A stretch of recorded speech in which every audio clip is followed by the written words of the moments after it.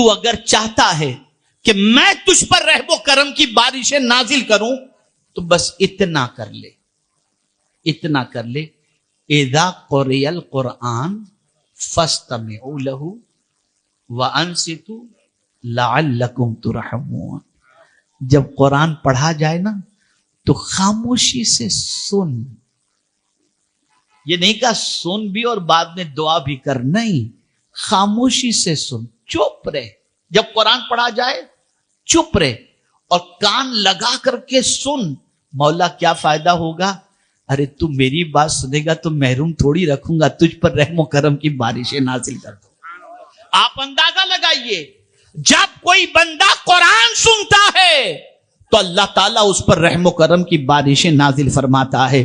اب وہ لوگ جو گانے بھی سن رہے ہیں، غزلیں بھی سن رہے ہیں، برائیاں بھی سن رہے ہیں اور اس کے بعد رحمت کی امید بھی رکھتے ہیں، تو جس کو سن کر اللہ رحم و کرم کی بارش نازل فرمائے گا وہ تو سننے کے لیے تمہاری طبیعت اکتا جاتی ہے۔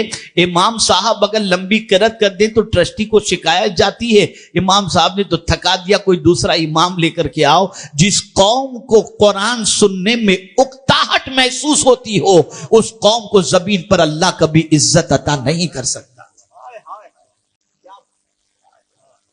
کبھی عزت نہیں مل سکتی۔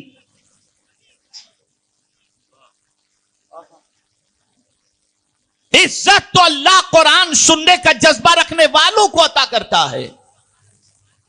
میرے پیارے آقا صلی اللہ تعالی علیہ وسلم کے پیارے دیوانوں، اب دوسری بات قرآن کہتا ہے وَجَعَلَ لَكُمُ السَّمْعَ وَالْأَبْصَارَ۔ آنکھیں کتنی قیمتی دولت ہے، یہی آنکھ تو ہے جس کی بنیاد پر ایک انسان اس مقام تک پہنچتا ہے جس مقام تک پوری زندگی عبادت کرنے والا نہیں پہنچ سکتا۔ یہ آنکھ ہی کا کرشمہ ہے۔ اگر کسی نے حالت ایمان میں ظاہری حیات کے ساتھ مصطفیٰ جان رحمت کے دیدار سے مشرف ہونے کا شرف حاصل کر لیا، مشرف ہوا، ایمان کی حالت میں حضور کو دیکھا اور ایمانی کی حالت میں اس دنیا سے کچھ کر گیا، اس کے مقام تک کوئی نہ قطب پہنچ سکتا ہے نہ ابدال پہنچ سکتا ہے۔ یہ آنکھی کا تو کرشمہ ہے۔